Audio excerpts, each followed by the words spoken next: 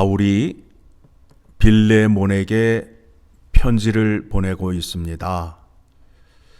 빌레몬은 바울의 동역자이며 또 빌레몬의 아내 아비아와 또 그의 아들 아키포가 있는데 그의 집이 교회임을 알 수 있습니다. 그러니까 빌레몬 집에 교회가 있고 그의 아내와 아들이 다 그리스도의 믿음의 용사로서 십자가의 복음을 전하는 일꾼임을 알 수 있게 됩니다.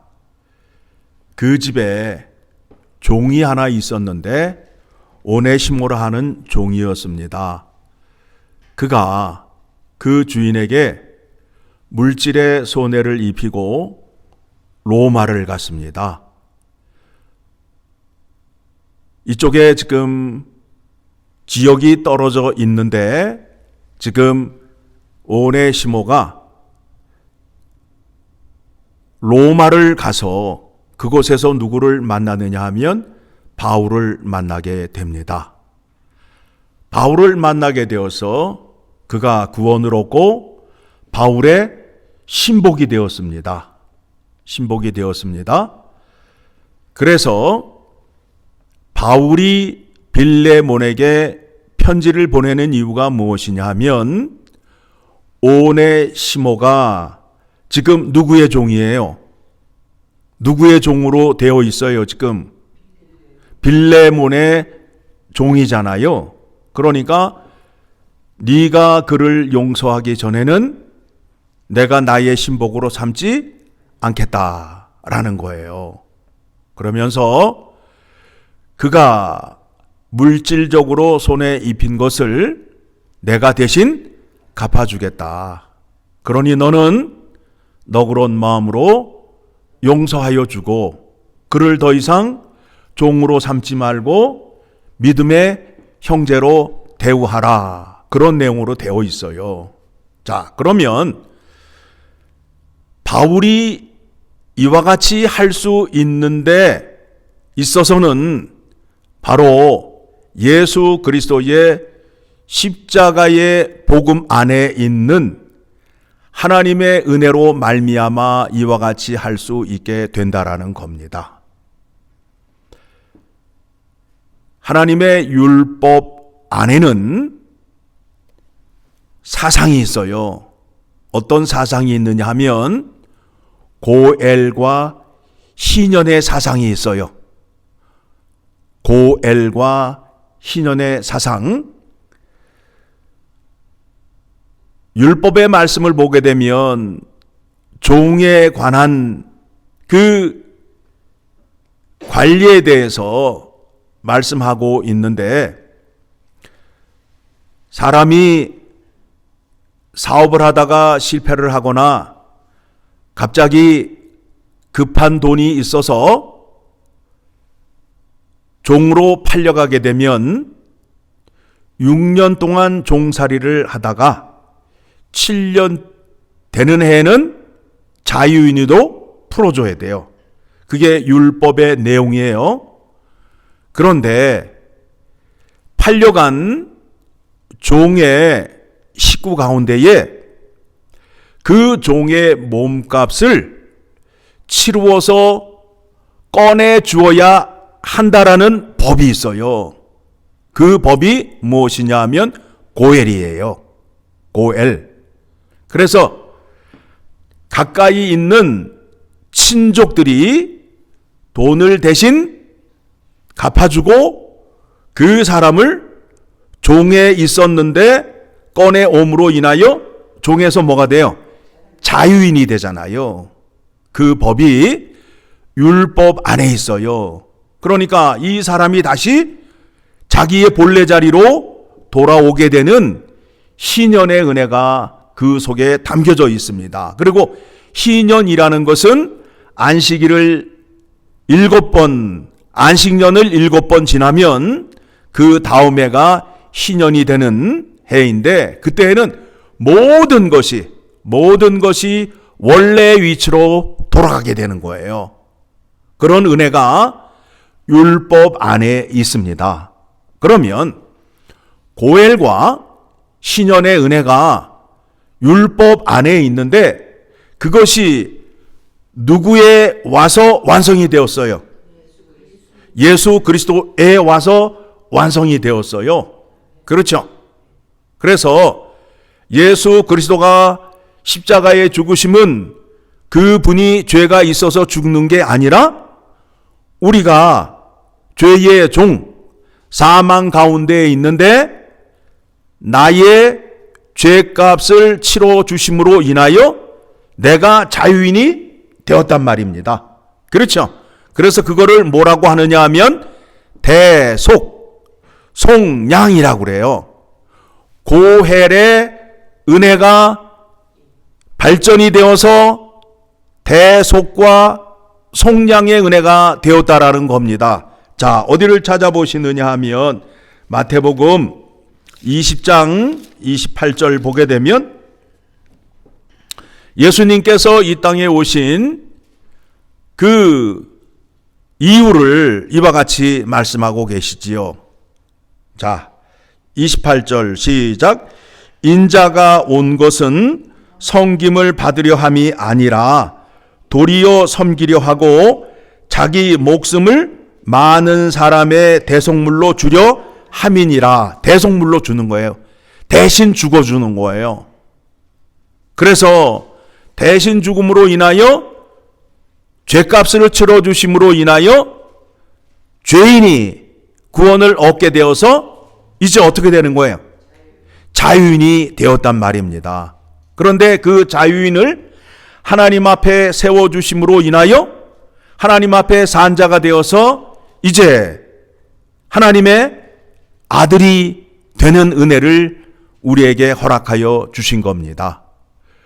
그 은혜를 바울은 알고 있고 그와 같은 사랑을 지금 알기에 빌레몬에게 요구하는 것이 무엇이냐 하면 지금 오네시모가 빌레몬의 종으로 되어 있는데 이 종을 자유롭게 하기 위해서는 어떻게 해야 돼요? 죄값을 치러야 될 거 아니에요. 치러줘야 될 거 아니에요. 그렇죠? 그러니까 그 죄값을 누가 치러주겠다는 거예요? 바울이 치러줌으로 인하여 오네시모가 빌레몬의 종에서 자유인이 되어서 이제 누구의 동역자? 바울의 동역자, 바울의 신복이 되게 한다는 말씀이 되는 거예요. 그렇죠? 예. 우리가 십자가의 구원의 은혜 안에 이와 같이 놀라운 그 법칙이 있음을 깨닫게 됨으로 인하여 그 법칙의 은혜가 예수 그리스도를 통하여 우리에게도 임하여서 우리가 그와 같은 방식으로 죄 사함을 받아서 구원을 얻게 되었다라는 겁니다. 그래서 나를 대신하여 죽으신 예수 그리스도, 나의 죄값을 대신 치러주신 속량의 은혜라고 바로 감사하며 찬양할 수 있는 자리로 나아가게 되는 겁니다. 자, 그러면 빌레몬서로 돌아갑니다. 빌레몬서로 가게 되면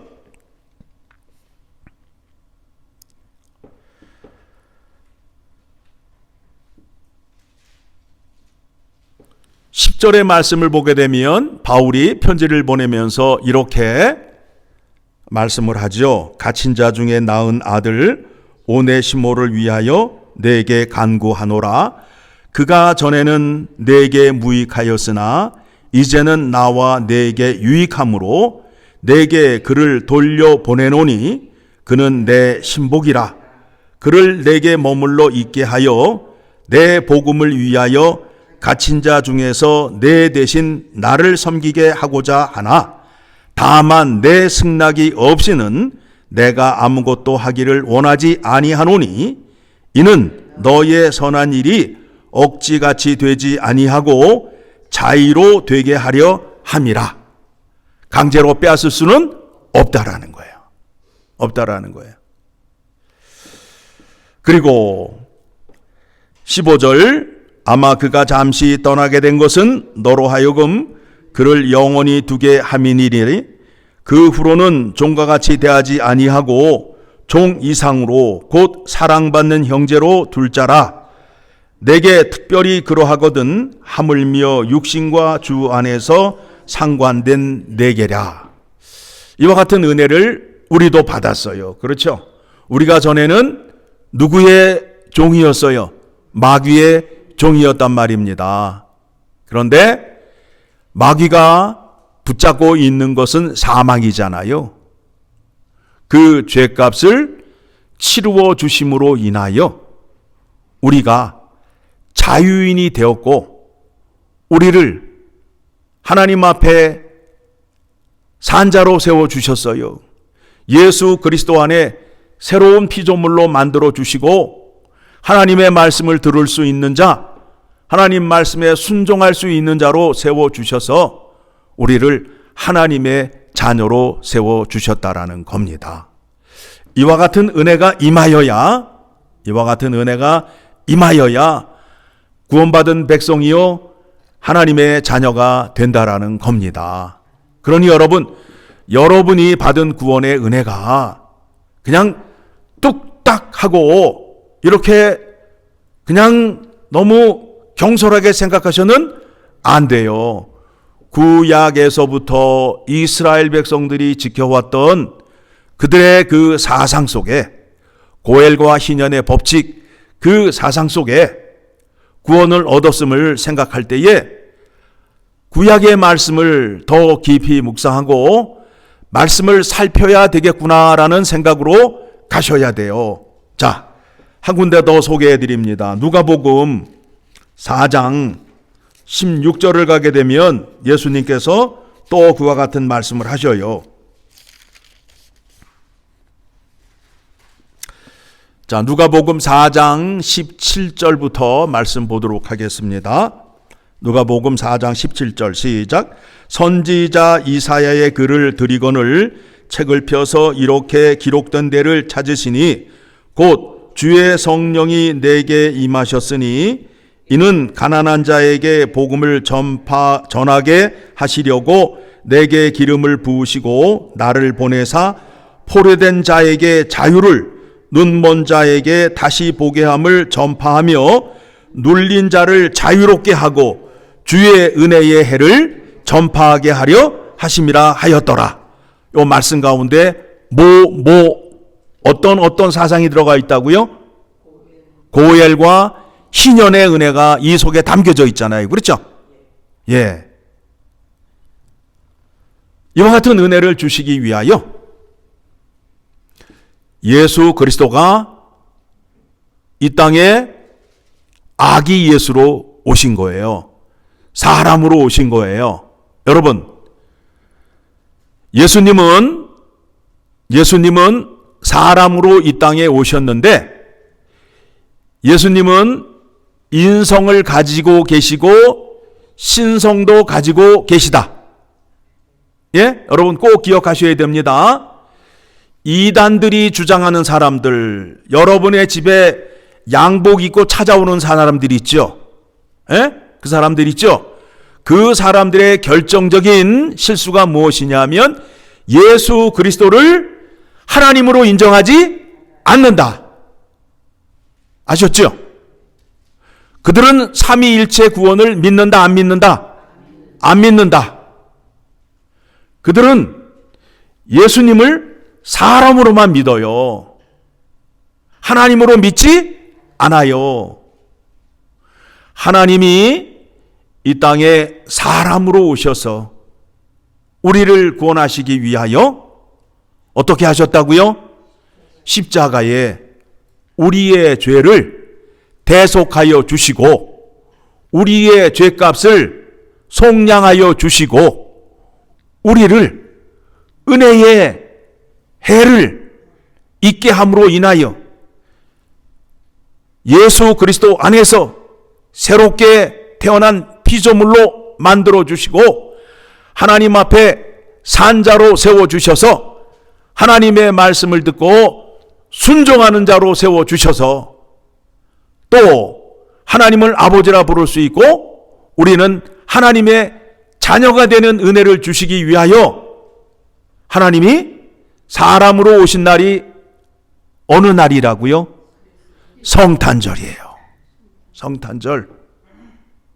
여러분, 성탄절이 얼마나 큰 은혜이며 우리에게 감사한 날인지를 생각하셔야 돼요. 왜 그런가 하면 죄가 있는 사람은 하나님 앞에 나아갈 수 있다 없다? 없다. 하나님 앞에 온전한 제사를 드리고 죄 사함을 받아야 하나님 앞에 나아갈 수 있잖아요.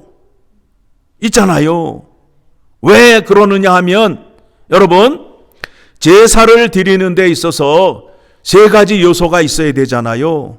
세 가지 요소가. 첫째, 뭐가 있어야 돼요? 하나님이 계신 곳에서 제사를 드려야 되고, 두 번째는 누가 있어야 돼요? 제물이 있어야 되고, 세 번째는 제사장이 있어야 된단 말이에요. 그러니까 이 세 가지 조건이 온전하게 이루어져야 되는데 사람으로서는 이 일을 온전하게 감당할 수가 없어요.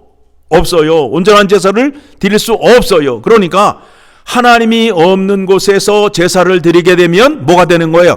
꽝이 되는 거고, 그런 다음에 제물을 드리는데 눈먼 거나 흠이 있는 거나 티 있는 거나 주름이 있는 것을 가지고 나아가 제사를 드리게 되면 제사가 어떻게 돼요? 꽝이 되고, 그렇죠?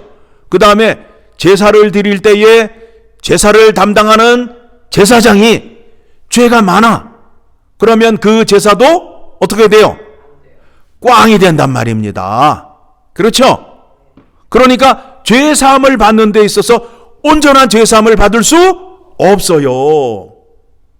그래서 우리의 온전한 죄 사함을 받기 위하여 십자가의 희생 제물이 누가 되시는 거예요? 예수 그리스도. 죄도 없으시고 흠도 없으시고 성품도 온유하신 예수 그리스도가 희생 제물이 되시는 거예요. 그렇죠? 예, 그의 피로 제사를 드리게 됩니다. 그래서 그 제사를 드릴 때 제물이 온전하고, 그 다음에 예수 그리스도가 멜기세덱의 반차를 따라 영원한 대제사장이 되셨잖아요. 그러니까 아론의 후손에게서 나온 레위 사람들은 사람 인고로 죄를 범하게 됨으로 인하여 하나님께 제사를 드릴 때에 실수하거나 실패할 수 있어요. 그런데 예수 그리스도가 영원한 대제사장이 되셔서 제사를 집행할 때에 그분은 죄도 없으시고 흠도 없으시고 또 누구의 아들이에요? 하나님의 아들이기 때문에 아들이 드리는 제사는 아버지가 받을 수밖에 없지요. 그런 다음에 그 아들이 지금 어디에 계세요? 하나님 보좌 우편에 계시잖아요. 그러니까 제사를 드리는 데 있어서 세 가지 요소가 완벽하다, 완벽하지 않다? 완벽하다. 그래서 이와 같이 예배하는 자들을 찾으신다라고 말씀하고 있어요. 하나님은 영이시니 예배하는 자가 영과 진리로 예배할지니라.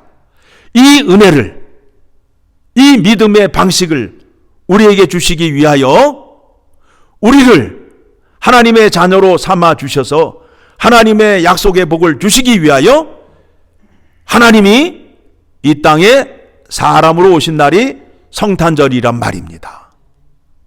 여러분, 이번 성탄절에는 선물을 받고 기뻐하는 것이 아니라 하나님의 구원의 은혜를 깊이 묵상하여서 우리의 믿음의 깊이와 높이와 넓이와 길이가 더 커지는 구원의 은혜가 임하기를 간절히 소망합니다.